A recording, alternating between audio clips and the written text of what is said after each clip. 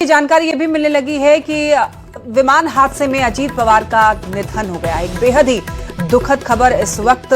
बारामती हादसे में 6 लोगों की मौत और उनमें अजीत पवार भी थे, जिनके बारे में भी जानकारी मिल रही है कि अजीत पवार की मौत हो गई है, यानी कि उनका निधन हो गया है।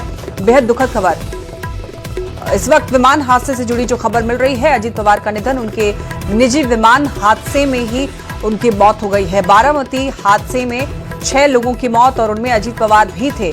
अजीत पवार की मौत की खबर मिल रही है इस वक्त, बेहद दुखद खबर।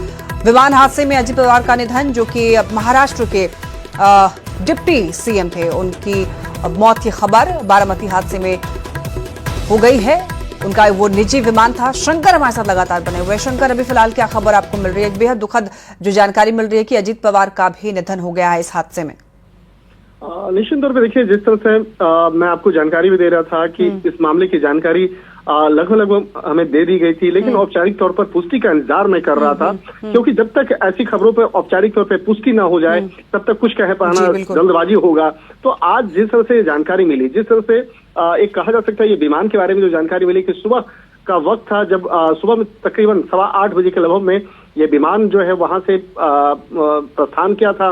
ये उनका निजी विमान था, जो जिस विमान से ये जा रहे थे, ये उनका निजी विमान था और इस विमान से वो अजीत पवार जा रहे थे और 8:10 पर ये विमान जो है वो उड़ान भरी थी। तकरीबन 1 घंटे के बाद प्लेन जो है क्रैश हुआ है। और जिस तरह से जानकारी मिली कि अजीत पवार के बारे में जानकारी मिली है, वो महाराष्ट्र के बहुत ही कद्दावर नेताओं में से एक रहे हैं। महाराष्ट्र